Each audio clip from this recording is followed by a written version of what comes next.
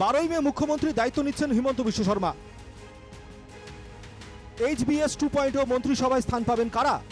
BJP বিশাল ব্যবধানে জেতায় বিধায়কের সংখ্যাও এবারে বেশি, তাই মন্ত্রিসভায় স্থান পাবেন যারা, তারা সবাই নিশ্চিত ভাগ্যবান। তবে শুধু ভাগ্যের দিকে চেয়ে থাকলে হবে না, মন্ত্রিত্ব পেতে হলে হিমন্ত বিশ্বের গুড বুকে থাকতে হবে নাম।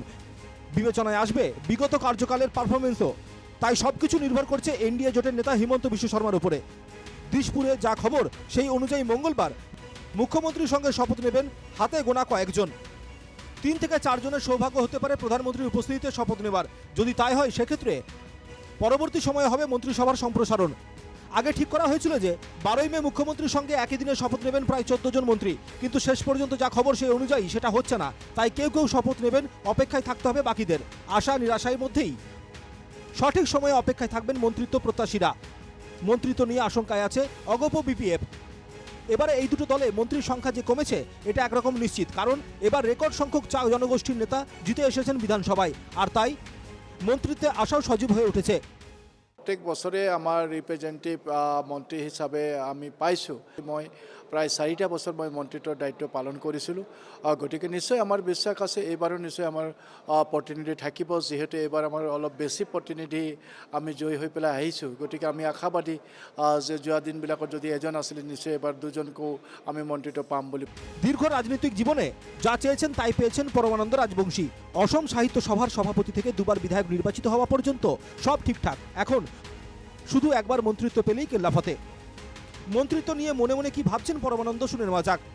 এটাই মাথোন প্ৰত্যাশা যে যিখিনি কাম কৰিবলৈ বাকী আছিলে, আমি প্ৰথম যি 5টা বছৰ পালোঁ, কোভিডত গ'ল আৰু অন্যান্য ক্ষেত্ৰতো গ'ল। এতিয়া আকৌ নতুনকৈ আমি অন্তত এতিয়া যিকেইটা আমি সময় পাম সেই সময়খিনি কিন্তু বহু আধৰুৱা সপোন। আৰু আপোনালোকে জানে যে ডিলিমিটেশ্যন বা অন্যান্য ক্ষেত্ৰতো যেনেকৈ আমি হিমন্ত বিশ্ব শৰ্মা ডাঙৰীয়া মুখ্যমন্ত্ৰী হিচাপে তেখেতৰ সহায় সহযোগিতা আমি কৰি আহিছোঁ, সেই সপোনটো পূৰ্ণ কৰাৰ গোটেইখিনি কামেই এতিয়া আৰু কিছু বাকী আছে। সেইখিনি কৰাৰ পিছতে মোৰো সপোন পূৰ্ণ হ'ব আৰু আমাৰো লাহে লাহে সন্ন্যাস ল'বৰ সময় হ'ব। মন্ত্রিত্ব চাই না তার, বলছেন রমাকান্ত দেউড়িও, কিন্তু পেলে সেটা লাগবে। আর তাই মন্ত্রিসভায় সব জনগোষ্ঠীর প্রতিনিধিত্ব চাইছেন তিনিও। মই মন্ত্রিত্ব দাবী কৰিব নালাগে। মাননীয় মুখ্যমন্ত্ৰী আৰু কেন্দ্ৰীয় ঊৰ্ধ্বতম বিষয়াসকলে এই কথাটো জানে যে অসমৰ সকলো জাতি জনগোষ্ঠীৰ প্ৰতিনিধিত্ব কৰিব পৰাকৈ এখন সুস্থিৰ চৰকাৰ গঠন কৰিব আৰু সুস্থিৰ মন্ত্ৰী গঠন কৰিবৰ কাৰণে মই আহ্বান জনাইছোঁ। তেওঁলোকে জানে যে অসমত মানে আদি জনগোষ্ঠীসমূহ যেনেকৈ বড়ো, মিচিং, তিৱা, ৰাভা, কাৰ্বি এইসকল অবিহনে কেতিয়াও অসম পূৰ্ণাংগ হ'ব নোৱাৰে।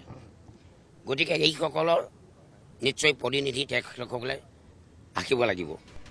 রাভা হাসংয়ের প্রতিনিধি হিসাবে টঙ্কেশ্বর রাভাও মন্ত্রিত্ব নিয়ে ঝেড়ে কাশছেন না। মুখ্যমন্ত্রীর প্রশংসায় পঞ্চমুখ টঙ্কেশ্বর হয়তো ভেতরে ভেতরে সেটাই ভাবছেন।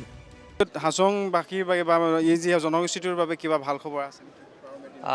আমি 12 মে বুলি মই ক'বলৈ মই নাযাওঁ। মই আশা প্ৰকাশ কৰিম যে আগন্তুক 2টা বছৰৰ ভিতৰত মই আশাবাদী ৰাভা হাছং অট'নমাছ কাউন্সিলৰ অমীমাংসিত সমস্যা সমাধান কৰাৰ ক্ষেত্ৰত আমাৰ নেতা আগন্তুক যে মুখ্যমন্ত্ৰী ডক্টৰ হিমন্ত বিশ্ব শৰ্মাৰ নেতৃত্ব দিব বুলি মই আশাবাদী। মন্ত্রিত্ব নিয়ে মুখ খুলতে চাইছেন না অধিকাংশ বিধায়ক। বিষয়টি মুখ্যমন্ত্রীর এখতিয়ারের মধ্যে, আর তাই মন্ত্রিত্ব নিয়ে মন্তব্য করা থেকে বিরত থাকতে চাইছেন অনেকেই। যদিও সবারই ভেতরে ভেতরে আশা একবার মন্ত্রিত্ব পেয়ে গেলে হয়তো অনেক কিছুই বদলে যেত। Bureau report, NKTV Bangla.